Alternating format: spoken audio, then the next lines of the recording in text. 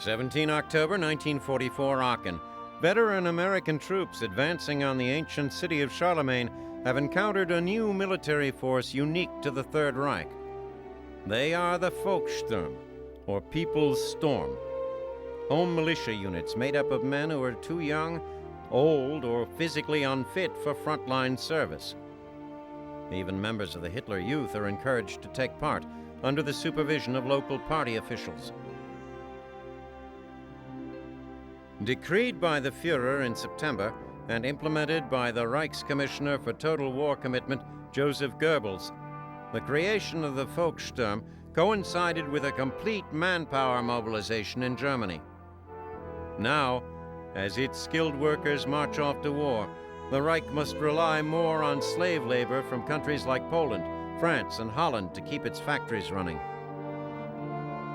Along with the new manpower mandates have come belt-tightening decrees. The flamboyant Goebbels has increased the German work week to 60 hours and closed all theaters and most restaurants. The organizer and political leader of the Volkssturm is Martin Bormann, the degenerate, colorless, and heavy-set former elementary school teacher and cellmate to Hitler, who is now the Führer's private secretary. But command of the Home Defense Force is the responsibility of the bespectacled and girlish Heinrich Himmler, a former Bavarian chicken farmer and now commander-in-chief of the replacement army. The struggle between the two men for control of the Home Army is part and parcel of the larger struggle between the Nazi Party and the Army Reserve for control of Germany's home front.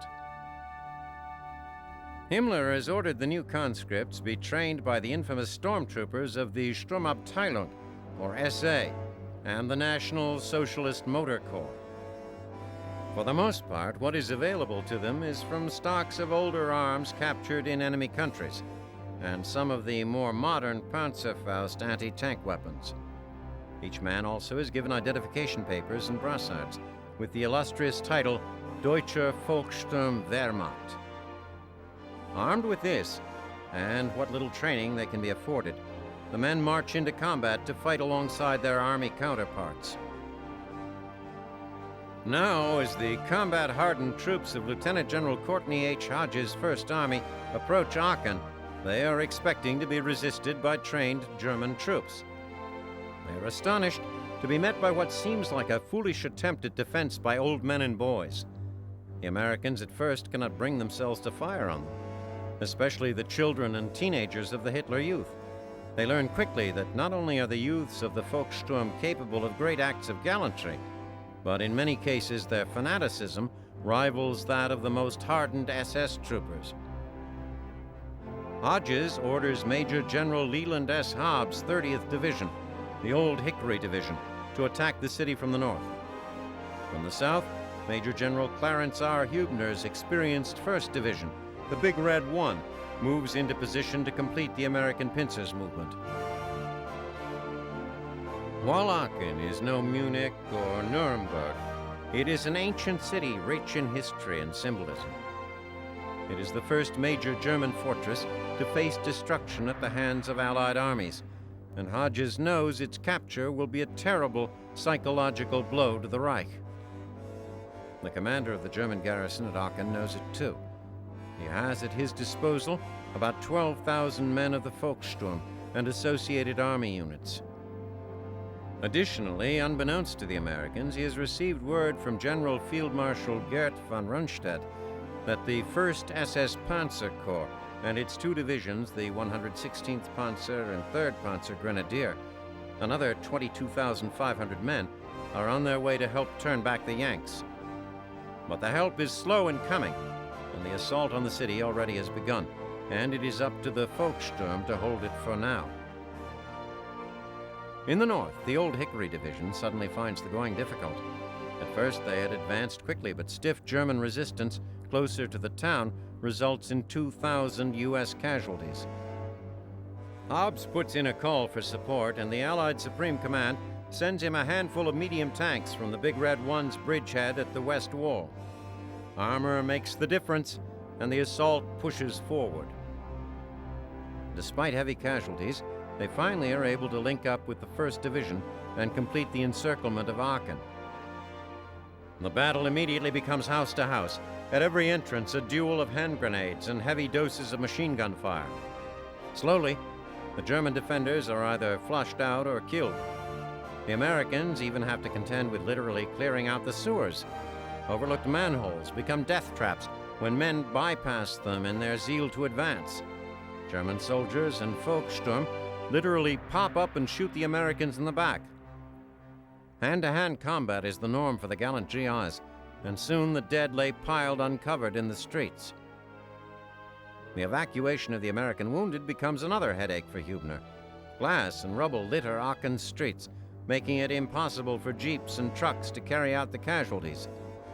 This is soon overcome when someone suggests the use of M29 Weasel tracked vehicles to carry out the incapacitated men. The commander of the 1st SS Panzer Corps, unable to break through to the city and seeing that the capture of Aachen is imminent, chooses to pull his 2 divisions out of the line on 19 October. Unaware of this, and still intent on holding the historic stronghold of German princes, the defenders of Aachen hold out for 2 more days. In the end, the Americans bombard the city with the new 155mm artillery pieces, and German morale flags. By nightfall on 21 October, the garrison's remaining 1,600 men surrender, after sending captured Americans to plead for mercy. Perhaps their capitulation will come as a disappointment to the Führer. He may not believe the citizen army of Aachen has given alles für Deutschland, but they have given enough. The combat-weary Americans of the 1st Division, who now occupy the city, refer to their new home, with good reason, as Bloody Aachen.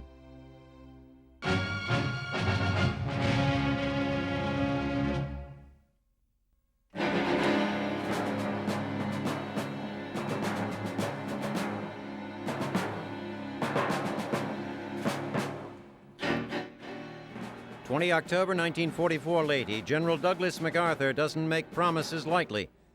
After 2.5 long years, he has finally made his way back to the Philippines, fulfilling his promise to the Filipino people that he would return. For more than 2 years, MacArthur has been working out in intricate detail his attack against the Japanese in the Philippines. He proposed taking disparate parts of ground, naval, and air force and orchestrating them in a series of jabs and jumps that would bypass, outflank, and overrun the Japanese. Some call his plan brilliant. The President supports it. Others, including the Joint Chiefs of Staff, debate its merit. As late as the middle of September, they still were unconvinced of Leyte's strategic importance. On 16 October, Vice Admiral Thomas C. Kincaid's 7th Fleet went into action, clearing the area around Leyte. Land-based aircraft of the 13th and 5th Air Forces attacked targets to the south on Mindanao, while Naval Task Group 77.4 moved against Cebu, Mindanao, and Leyte itself. On 17 October, Task Group 38.4 of Halsey's 3rd Fleet lent its support to the fray, focusing its attention on Luzon. Imperial forces suffered heavy losses, while U.S. losses were at a minimum. As MacArthur's invasion force, one of the largest ever assembled, neared Leyte Gulf on 18 October, the channel was already clear of mines and the surrounding small islands secured. The Japanese Air Force was crippled and lying low, and the Japanese Navy, the rising sun's only real hope of repelling a U.S. attack, was rebuilding, but not yet ready to engage. The attack begins as battleships of Vice Admiral Theodore Wilkinson's Southern Attack Force bombard the beaches of Leyte near the town of Dulag, destroying Japanese ammunition and supply dumps. 15 miles away, Rear Admiral Daniel Barbee's Northern Attack Force launches an assault near Tacloban. Right on schedule, the first wave of the invasion, 4 divisions of Lieutenant General Walter Kruger's 6th Army, lands against sporadic resistance from the Japanese. Although General Tomoyoku Yamashita has 200,000 troops in the Philippines, only 16,000 of them are on Leyte. MacArthur, on the other hand, has brought with him more than 193,000 Allied soldiers, sailors, and airmen. Despite the odds against them, the Japanese do not go gentle into the Pacific night. On orange and blue beaches, the 96th Division meets heavy enemy artillery and mortar fire, but the Americans give as good as they get. Only the intense heat and swampy ground seem able to slow their progress, and they soon report the capture of the Japanese gun positions. Elsewhere, however, progress is held up by dug-in Japanese troops determined to drive the invaders into the sea. At Violet Beach, the Americans assigned to capture the airfield west of Dulag are badly bloodied by enemy artillery. In addition to heavy casualties, they lose 60% of their armor. At 1 p.m., with the fighting just barely underway and Red Beach still replete with enemy snipers, MacArthur can wait no longer. He wades ashore to survey the battlefield. Tacloban airfield is falling to the Americans. Japanese troops retreat inland to await reinforcements, but the beachheads remain unlinked. MacArthur takes a break from his survey to pen a note to President Roosevelt, the first from the freed Philippines, to reiterate the importance of this action in Leyte. The successful capture of Leyte, he once again explains, will cut the Japanese forces in two, both strategically as well as tactically. Strategically, it will sever the enemy's defensive line, which extends along the coast of Asia from the Japanese homeland to the tip of Singapore. Tactically, it will divide Japanese forces in the Philippines in two. As night falls, MacArthur rallies his people. "This is the voice of freedom. General MacArthur speaking. People of the Philippines, I have returned. Let the indomitable spirit of Patton and Corregidor lead on. The guidance of divine God points the way. Follow in his name to the holy grail of righteous victory." Don't tell Douglas MacArthur that you can't go home again. He has.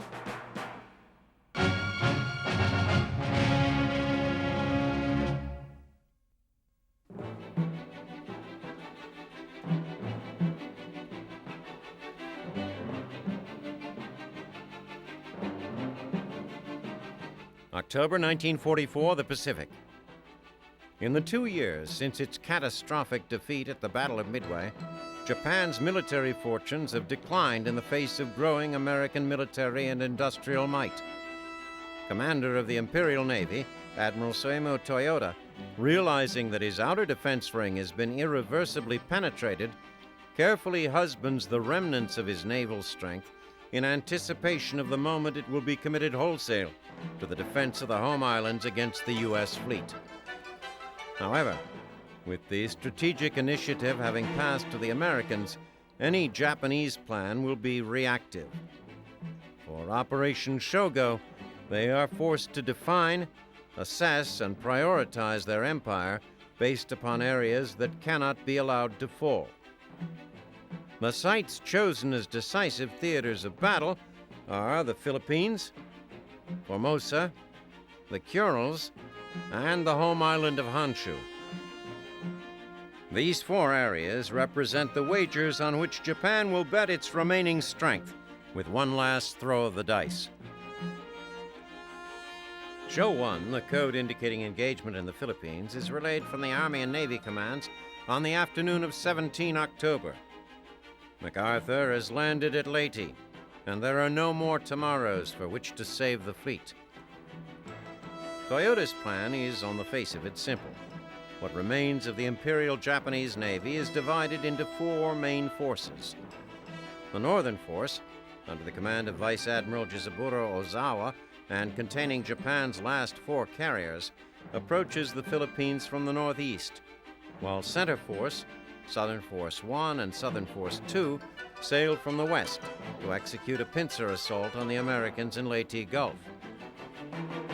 Toyota knows that Admiral Bull Halsey, commander of the powerful U.S. Third Fleet, has dreamed of engaging the Japanese in a grand and decisive carrier conflict since his first glimpse of the shattered U.S. warships at Pearl Harbor. Halsey's mission at Leyte is to provide cover for MacArthur's landing force, but with the last four carriers in the Japanese Navy offered up as bait, it may be possible to lure him away from his post, leaving Leyte to be guarded by Admiral Thomas Kincaid's 7th Fleet. The 7th is charged with providing bomber support to ground troops and is ill-equipped to fight a major sea engagement. While Ozawa lures Halsey north, the Japanese pincer is to close on the Leyte beachhead.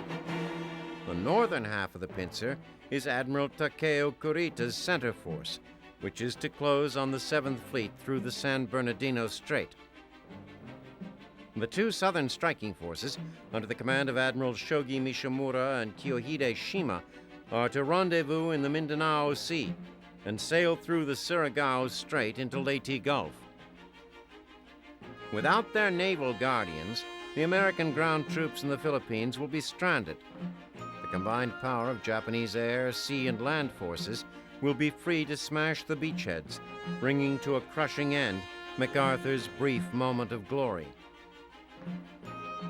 Just north of Palawan Island on 23 October, two patrolling American submarines, the Dace and Darter, come to periscope depth to investigate sonar readings of intense surface activity. To their surprise, they find themselves amidst Kurita's northern striking force. Now the battle begins in earnest.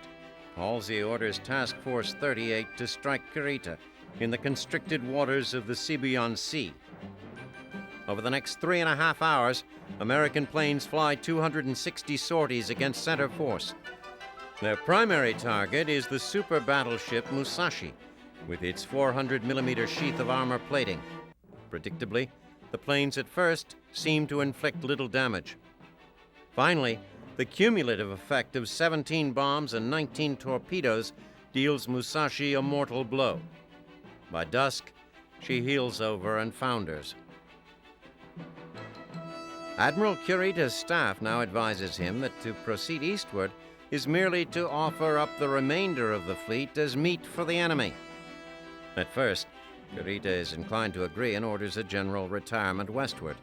However, by 4 p.m., with no further U.S. airstrikes forthcoming, Kurita believes that the bait of Ozawa's fainting force has finally succeeded in luring Halsey north. Gambling on just that, Kurita orders a course reversal. If Ozawa's feint has worked, Kurita's nighttime dash through the San Bernardino Strait will meet with little or no opposition. Halsey's last report on Kurita's force at 4:40 p.m. has that arm of the Japanese fleet in full retreat westward. At the same time, he receives the news from his scouting planes that he has been waiting for. The Japanese carriers are 190 miles west of Luzon's Cape Engano. Listening in on Halsey's signal traffic, both Nimitz and Kincaid wrongly assume that Halsey is leaving behind a blocking force to guard the straits. But as night falls, the side door to Leyte's beaches is left wide open. Kincaid, believing his northern flank is still screened, now springs a night ambush that decimates Nishimura's southern force. Placing his ships in a semicircle at the mouth of the Surigao Strait, Kincaid succeeds in executing the dream maneuver of every fighting ship commander. By capping the strait with his ships, Kincaid crosses the T of the enemy and unloads all his guns on the trapped Japanese. Kincaid has won a stunning victory.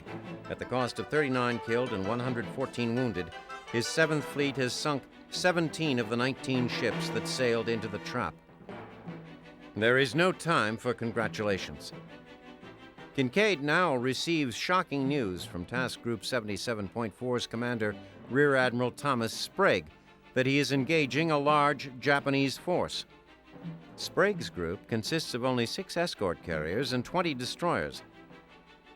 Despite the odds, Sprague makes the courageous decision to throw his outgunned force against Kurita, hoping their sacrifice will buy time for the troop transports under his protection to get away or for help to arrive. Sprague's bomb-laden planes harry the Japanese to keep Kurita off balance long enough for destroyers to launch their torpedo attacks. Braving the geysers of water thrown up around them by the heavy shells from the Rising Sun cruisers, the tin cans press their attack.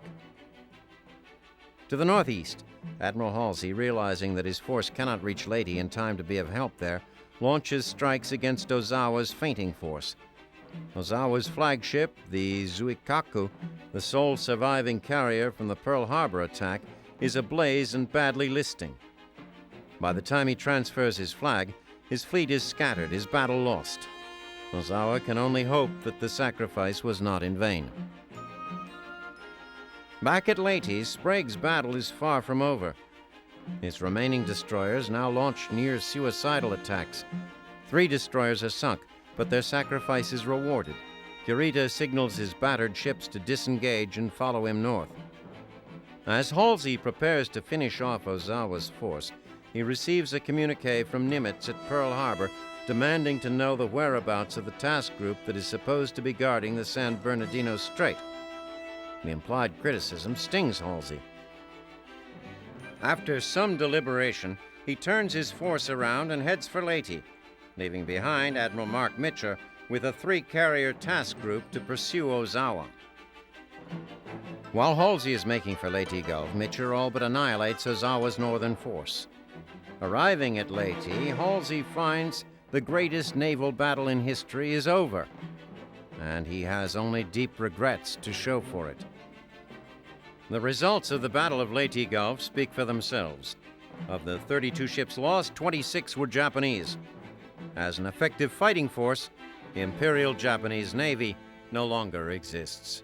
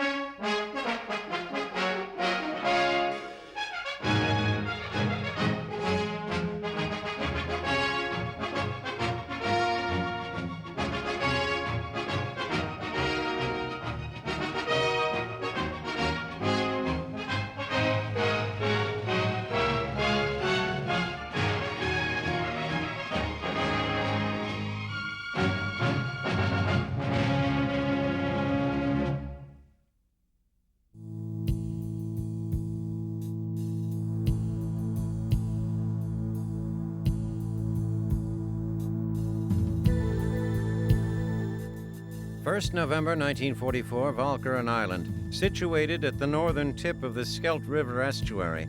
This is not a particularly imposing geographic entity. Just 18 miles across, this saucer-shaped isle has only 3 towns. Right now, however, Walcheren looms impossibly large in the eyes of the British and American armed forces. Having devoted many months and many lives to the taking of the port city of Antwerp, the Allies find themselves yet unable to make strategic use of it. That will remain the case until the small island is captured and rid of its quite formidable residents, the Luftwaffe, the Kriegsmarine, and the Wehrmacht's 70th Infantry Division. The Allied Expeditionary Force in Northern Europe continues to be plagued by supply problems. Commanders thought the taking of Antwerp would provide an immediate solution. But with significant forces dug in on Walcheren, the Germans still control access to the port, if not the port itself. Responsibility for the liberation of Walcheren is that of British Field Marshal Bernard Montgomery, but Monty, still stinging from the debacle at Arnhem, has been in the eyes of many dragging his feet. He finally assigns the task to Lieutenant General Henry Crehar's 1st Canadian Army. The final plan to take the island is called Operation Infatuate. The Canadians, having failed on the night of 31 October to seize the island along a narrow causeway leading to the mainland, now plan a final 3-pronged effort to eliminate the stubborn German defenders. Along with another attack across the causeway, 2 amphibious landings will be made at Flushing and Westkapelle. A series of strategic bombing raids have destroyed outlying dikes and flooded Walcheren's lowlands, confining the Germans to the high ground. They are, however, no less well defended. Lying inland, unbeknownst to the assault force, is a deadly array of 18 major gun batteries in reinforced concrete strongpoints disguised as farmhouses. Log bunkers housing machine guns cover every exit from the beaches. Additionally, underwater obstacles with explosives designed to gut landing craft make the approaches dangerous. Even if a beachhead can be won, numerous and well-placed minefields will make advancing inland hazardous. Need now drives the Allied command, and the need of the moment is to open Antwerp harbor. The British commandos assigned to attack Flushing strike out at dawn across the Scheldt estuary and enter the town with little trouble. But the infantry that follows is forced to endure brutal and costly street battles before the town is finally liberated. The attack against the causeway again runs into trouble. The narrowness of the approach exposes the attackers to withering small arms fire from the defenders. But after a tough day of fighting, the Germans finally are forced to withdraw. Once the causeway itself is secured, Canadian forces surge onto the island and establish a bridgehead. They hold it tenaciously as the inevitable German counterattacks come. Pinned down, they cannot advance. At Westkapelle, a bombardment by battleship HMS Warspite and 2 monitors is of little help to the invading force. The blistering naval artillery fire fails to knock out pillboxes and gun emplacements. The commandos are forced to land in full daylight and without air cover. A murderous curtain of enemy fire wipes out more than 50 men. Even the armor providing support takes a tremendous beating. Landing craft are blown to bits by shore batteries, and troops are viciously mowed down as they wade ashore. For a time, the very fate of the operation hangs in the balance. But with the timely arrival of RAF Typhoons, the attack picks up momentum. Assault forces push into the town despite heavy fire and severe losses. The Royal Engineers finally manage to drive ashore the remaining modified armor and establish a tentative beachhead. The battle rages for 40 hours, with every inch of ground bitterly contested. Slowly but surely, the Canadians rout the defenders from their positions and claim the town. With the footholds effected, it is only a matter of time before the Germans surrender. The flooding of the island lowlands, which heretofore has been an inconvenience to the Germans, now acts against the attackers, limiting the paths by which troops and artillery can approach the town of Middelburg, where the German defense is now concentrated. General Wilhelm Dasser finally admits defeat and surrenders his command in the early hours of 7 November. Small as the operation has been, it is still a minor epic of gallantry for the forces involved. Even with superiority in troops and material, it has taken Montgomery 3 weeks of hard fighting to clear the Scheldt and claim Walcheren. Some 13,000 Allied casualties, including 6,000 Canadians, offer mute testimony to the cost of the operation. Now, all that remains is to sweep the channel to open the way for the flow of much-needed supplies into Antwerp.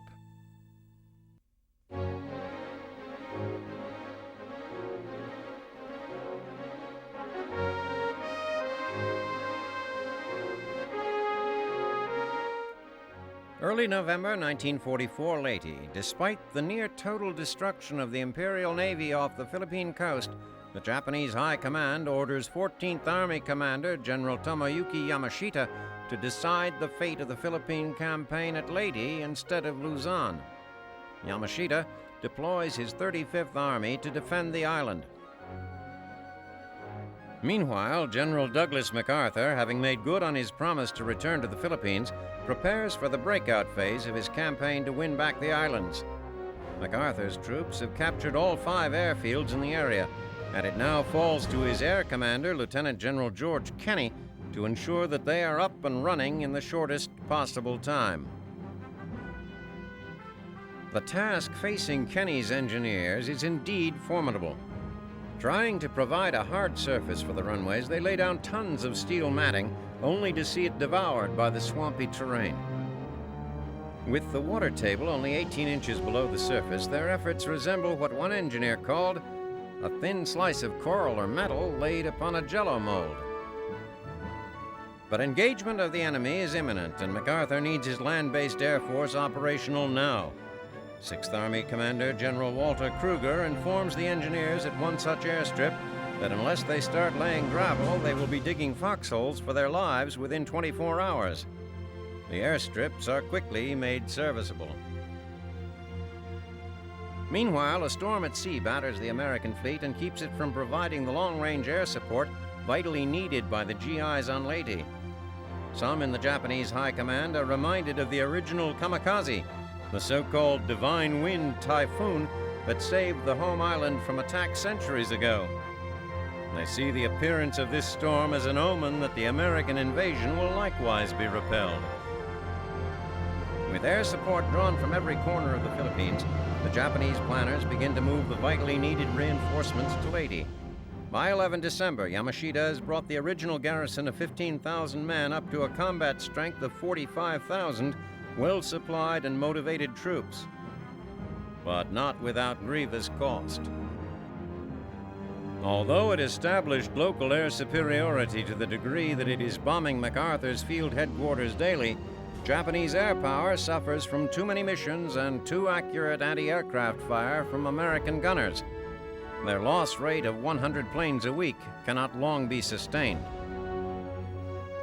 Additionally, Kenny's 5th Air Force, dicey airstrips notwithstanding, has pounded Yamashita's meager complement of naval transports and escorts mercilessly. For the price of landing 2 divisions, the Japanese have lost 1 light cruiser, 8 destroyers, 6 escort craft, and 17 transport craft. Finally, realizing that they are up against 2 American corps and that the defenses of Luzon are being severely weakened, the High Command decides to cease supply operations to Leyte. Once again, like many smaller island garrisons before them, the Japanese force is abandoned, left with only 2 options: victory or death.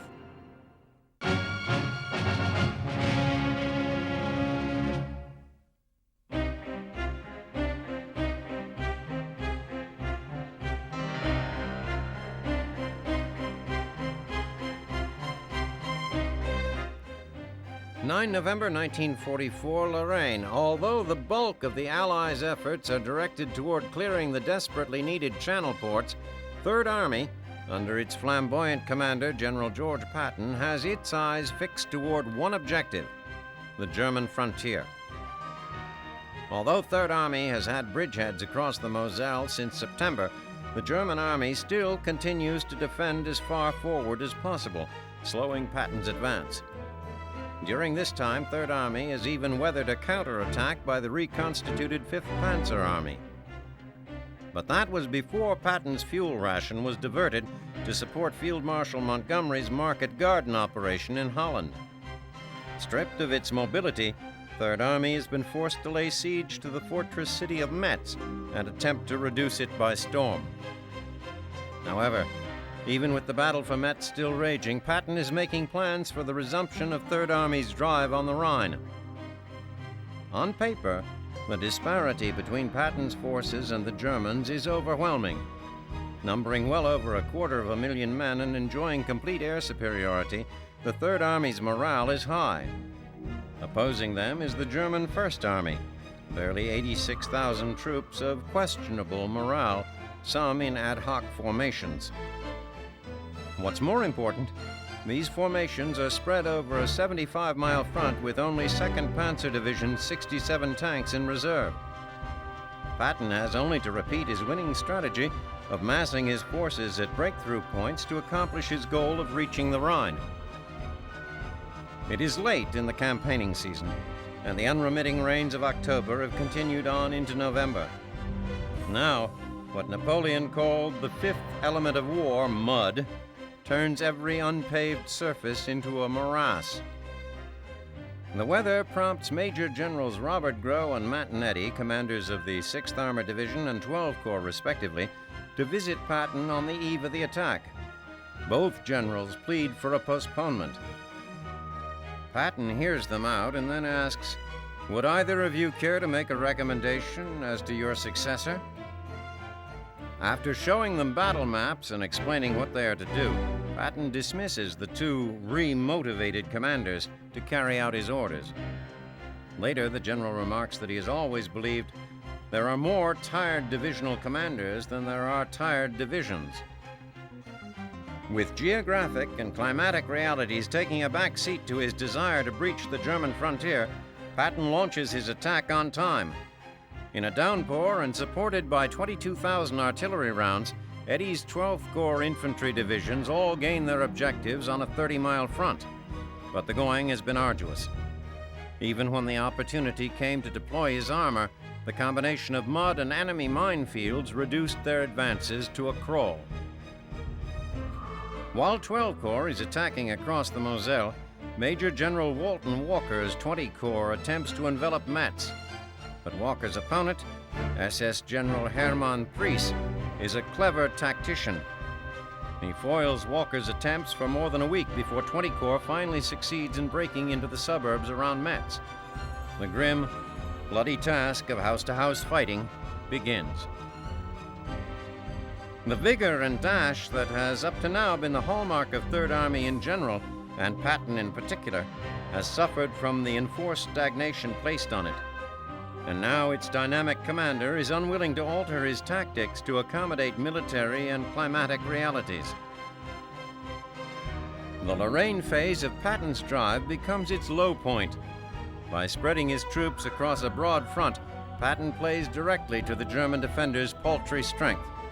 By ordering piecemeal attacks instead of massing his forces for breakthrough punches against an enemy with no appreciable reserves, Patton cost Third Army dearly in blood.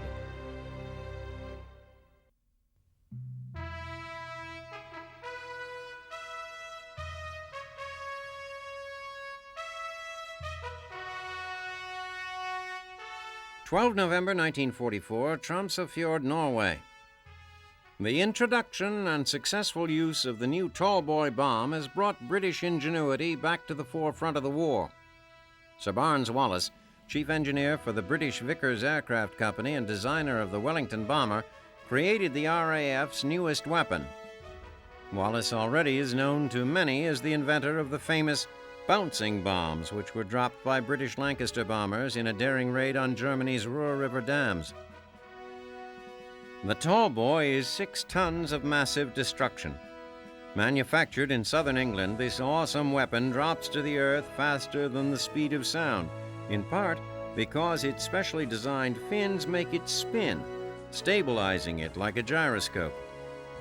When this monster strikes the target, it explodes with a force capable of cracking open even the sturdiest of concrete-reinforced bunkers or underground installations. The tall boy was first used against a railway tunnel in France during the Normandy campaign, where it held up the advance of an entire panzer division on its way to the front. Now, the tall boy has claimed its greatest victim, the dreaded German warship Tirpitz. For much of the war, the mere mention of the name Tirpitz has struck fear into the hearts of the Allied Admiralty. This 45,000-ton steel monster was launched in April 1939 and commissioned in 1941. She was capable of 31 knots, had an 8,000-mile cruising range, carried 8 15-inch guns, and was home to 2,500 German sailors. The Tirpitz's very existence has influenced the balance of sea power in the war. Often, it took no more than an intelligence report of her sailing to cause the British naval commanders to reroute whole convoys. Protected by weather, fate, and when lying in harbor by smoke clouds produced by special generators, the Tirpitz has played cat and mouse with the RAF. Until now, that is. In October, 21 Lancaster bombers equipped with tall boy bombs flew over 1,200 miles to catch the giant lady sleeping unprepared at her new anchorage in Norway.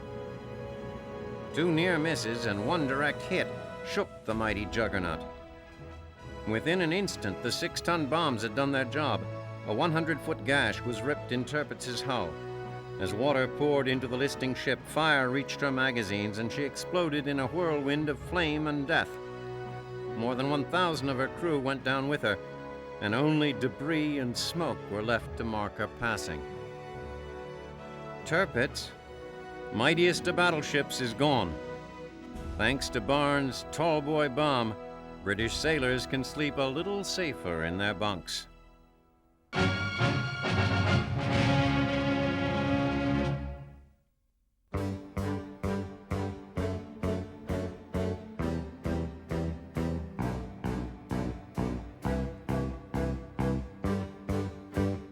7 November 1944, Hyde Park. After several months of intense and sometimes bitter campaigning for re-election, President Franklin Delano Roosevelt receives word while relaxing at home that his efforts have paid off.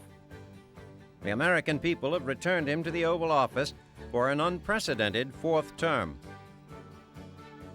Roosevelt candidly told Democratic leaders in July that he was not interested in seeking re-election.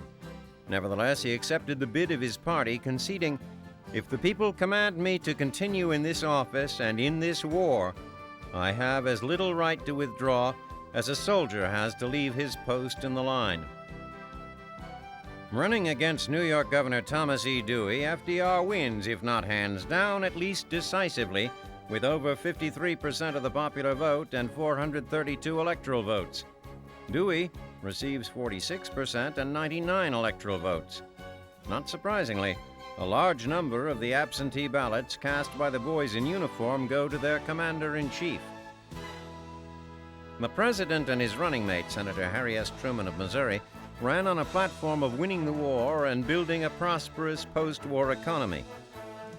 Roosevelt, who is physically and mentally tired after leading the United States through domestic and global turmoil for the last 12 years, also has one important item on his agenda that he'd like to see come to fruition.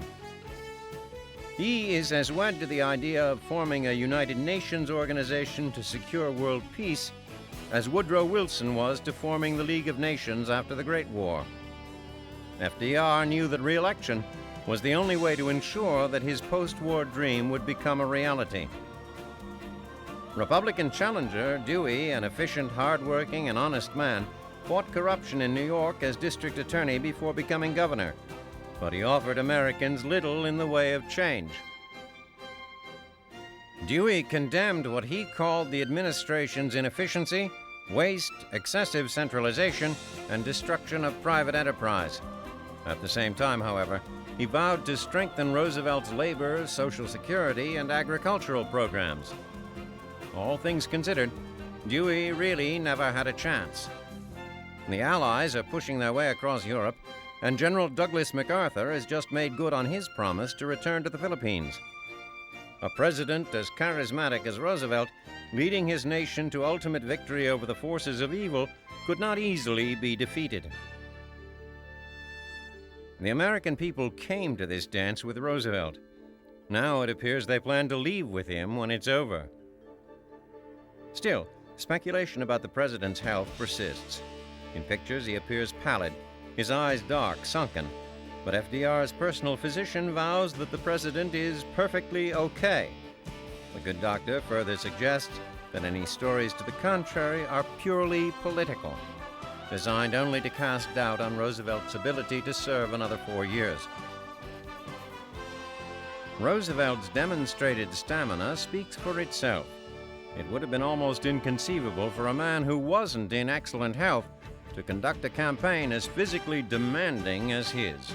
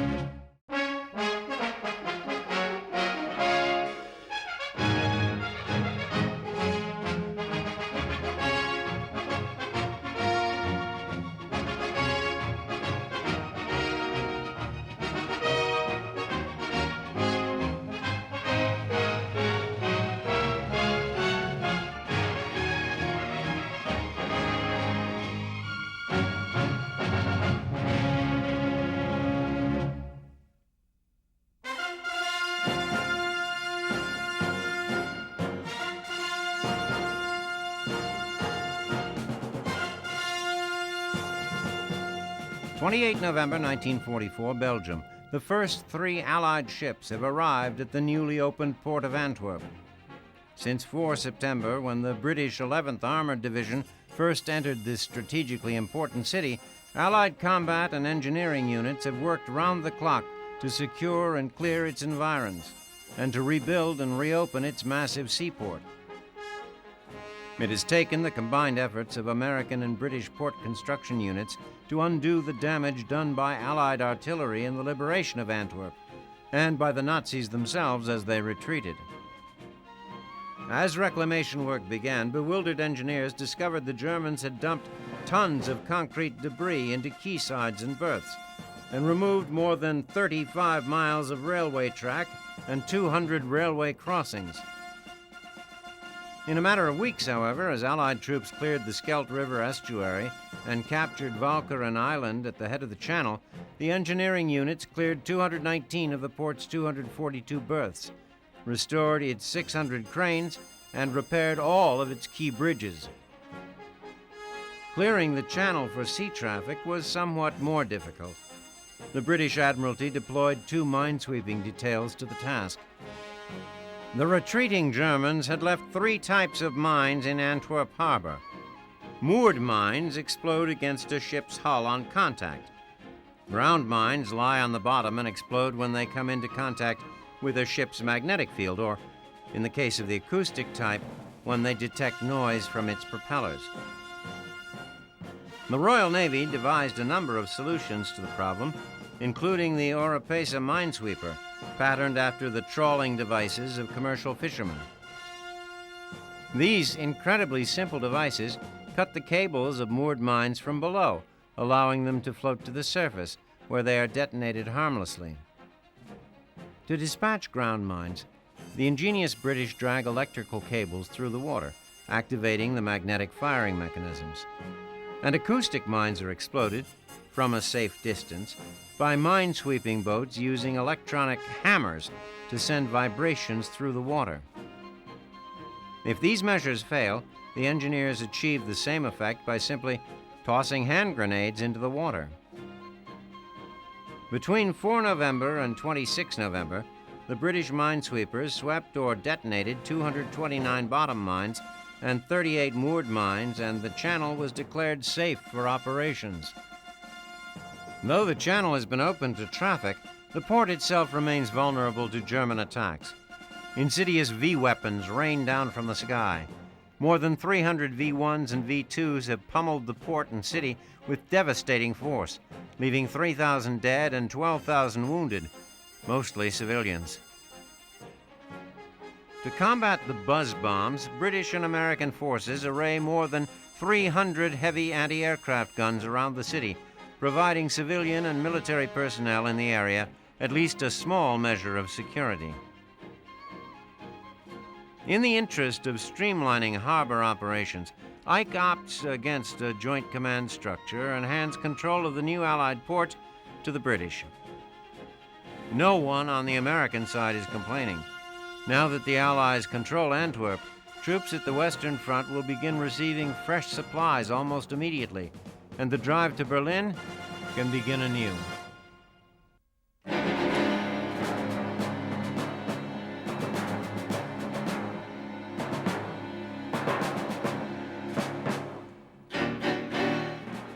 (29 November 1944, the Philippines.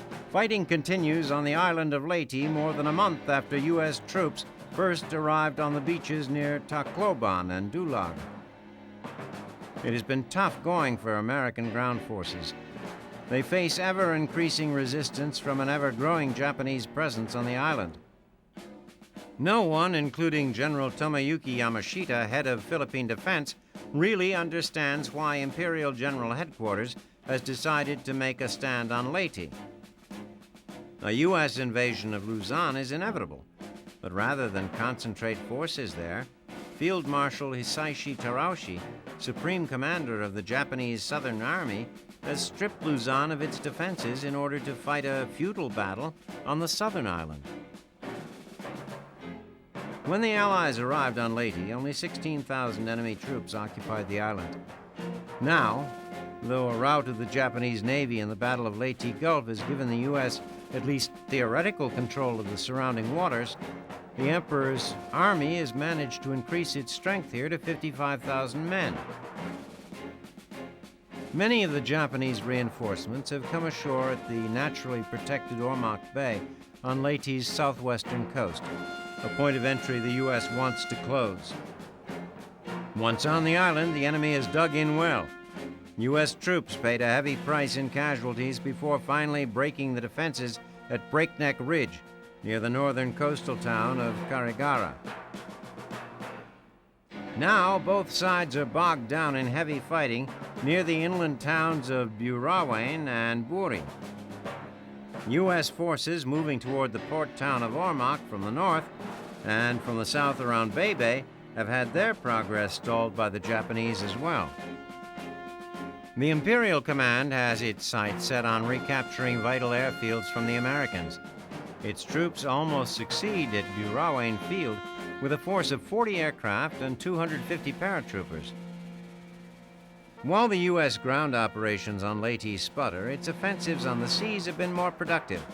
Admiral Slew McCain's Task Group 38.1 continues carrier strikes against Luzon, targeting shipping and the capital city of Manila.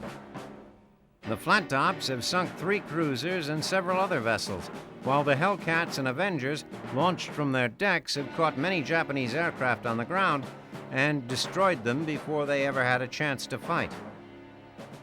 But the Third Fleet is paying a price for its success. Crews work in a constant state of unease, knowing that at any moment, Japanese kamikaze pilots on a one-way trip to glory for the Emperor may come streaking out of the sky toward their ship. But they are taking an even greater psychological toll, which is beginning to have a devastating effect on the fighting effectiveness of the men. The menace from these fanatical suicide bombers is so great that the Navy has a plan on the drawing board to throw a blanket on the problem. A big blue blanket. Once implemented, this plan will provide stepped-up fighter protection of the U.S. fleet, increased fighter patrols of Japanese airfields that pose a kamikaze threat, and a watchful radar eye to warn the fleet of coming attack.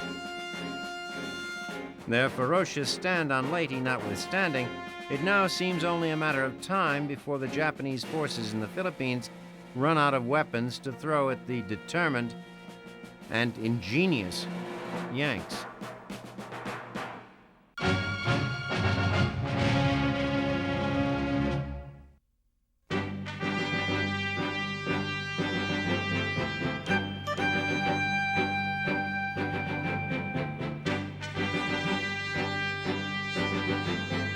November 1944, Pacific Theater. As the war rages across the vast expanse of the Pacific and Allied forces draw nearer to the Japanese home islands, the number of combat sorties by Army, Air Corps, and Navy pilots has increased.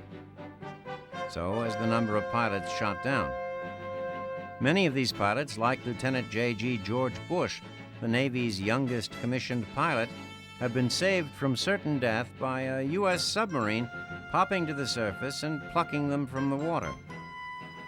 Because it is of necessity shrouded in secrecy, the submarine service is known as the silent service. Like the crews of surface-going vessels, the 81 officers and enlisted men who occupy each of the new steel sharks put to sea for months at a time, but they do so in vessels that are only 311 feet long and 27 feet wide. And they ply their deadly, dangerous trade at depths of 300 to 400 feet below the surface of the ocean. Quarters aboard ship are so cramped, the torpedo men have been known to sleep atop their deadly cargo. In this small space, a unique camaraderie develops among the men. The formal relationship between enlisted men and their officers that is dictated by regulations fades away. Perhaps the names by which the men refer to their boats best illustrate the submariner's outlook and lifestyle. The most common are pig boats and steel coffins. Beautiful as they are deadly, the thin-hulled subs are also fragile. they can be torn apart by the concussions of depth charges, the trash can explosives launched from Japanese destroyers. To drop the charges close enough to a sub to damage or destroy it, however, the destroyer has to close within range of the sub's 10 torpedo tubes. But the submarine is only as dangerous as its torpedoes, and the American Mark 14 torpedo has left American subcommanders at a decided disadvantage. Plagued by development problems from the start, it was rushed into production with predictable results. Its most dangerous shortcoming is that it is steam-driven, so it leaves a telltale trail of bubbles which gives away the submarine's position. Its Japanese counterpart, the Type 95 long-lance torpedo, is electric and leaves no such trail. In addition to its propulsion problems, the Mark 14 also suffered from a faulty detonation device. After 2 years of complaints from subcommanders, including a report from one skipper that he had fired 13 torpedoes into the hull of a Japanese freighter and only one had detonated, the Navy finally produced a new and improved electric torpedo, the Mark 18. Beside technical difficulties, another major obstacle subs have faced is that the American High Command has been slow to incorporate them into their strategic planning. Since the beginning of the war, subs have been used in myriad roles, none of which were intended by their designers. In addition to standing lifeguard duty for downed pilots, subs routinely have been employed to ferry supplies to besieged garrisons and transport raiding parties to distant enemy outposts. But now that American submarines are arriving on station at the rate of 4 a month, the new commander of the submarine service, Rear Admiral Charles Lockwood, is seeing to it that they are finally being used as their designers intended, to hunt and sink Japanese merchant vessels. This year alone, U.S. subs have sunk more than 600. With so many American subs so close to Japan, they are beginning to run out of targets. Half of Japan's merchant fleet and almost 2/3 of her tanker fleet now lie at the bottom of the Pacific. For an island nation dependent upon trade, losses of this magnitude spell disaster. While the Japanese have developed better tactics to track and sink subs, it is too little, too late. With the Imperial Navy all but wiped out, there is no one left to protect the trading vessels, which until now have brought the home islands their very life's blood.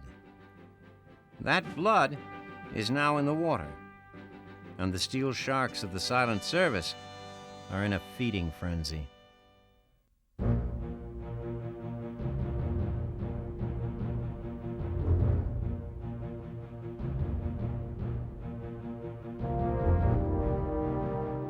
December 1944, after a summer of brilliant victories, 3 factors combined to make any advance by the Western Allies beyond the German frontier problematic. First, the benefits of capturing the port of Antwerp have only just started to trickle through to the front. Thus, the majority of supply trains still originate from the distant beaches of Normandy. Next, heavier than normal autumn rains hamper the mobility that has, to now, marked the Allies' advance. Finally, with their homeland literally at their backs, German defenders are fighting with renewed determination. Nevertheless, the Allies do make gains. In the south, General George Patton's Third Army takes the fortress city of Metz and bellies up to the Siegfried Line near the German city of Saarbrücken. In Metz, the mopping-up operation still involves clearing the labyrinth of tunnels and corridors beneath the city's forts. Soldiers of Major General John Milliken's Third Corps press forward, capturing the city's center and moving on to its western fortifications, where some German units still hold out. Meanwhile, to the northeast, the 4th Armored Division leads the American charge into the Saar Basin. On 2 December, the 95th Infantry Division captures a bridge over the Saar and proceeds to secure the area by destroying some 50 West Wall pillboxes. While the Third Army draws up to the German frontier, the U.S. 7th and French 6th Armies complete General Eisenhower's broad front strategy. This is done by attacks in southeastern France that enables Eisenhower's armies to share in a somewhat straight and contiguous front. For the French, this time proves to be especially satisfying. Nearly 4.5 years after the Wehrmacht steamrolled them into capitulation, a French army is fighting its way to the Rhine. Symbolism notwithstanding, this achievement nearly completes the total expulsion of German forces from French soil. By 15 December, the Western Allies are slowing down. Although no geographical obstacle has stopped them for long, the laws of logistics are inviolable. The broad front strategy is proving to be an insatiable giant, consuming supplies at an unbelievable rate, 600 to 700 tons per division per day, by Ike's own estimate. Additionally, the battle-weary French Tommies and GIs need rest and refitting. Yes, the vice squeezing the life out of the Nazis has stopped, but only momentarily. Soon these dog faces resting safely in the quiet Ardennes will press on to finish the job. But for right now, it's time to enjoy the scenery. Time to relax and bask in the gratitude of the newly liberated Belgian people. Time to look forward to Christmas, 1944.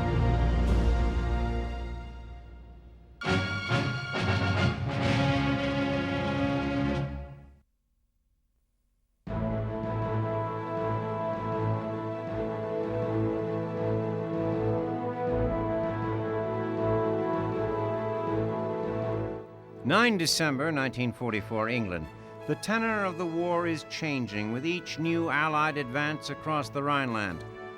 Perhaps just how much so is best illustrated in England, where the government has dismissed the Home Guard and relaxed blackout regulations.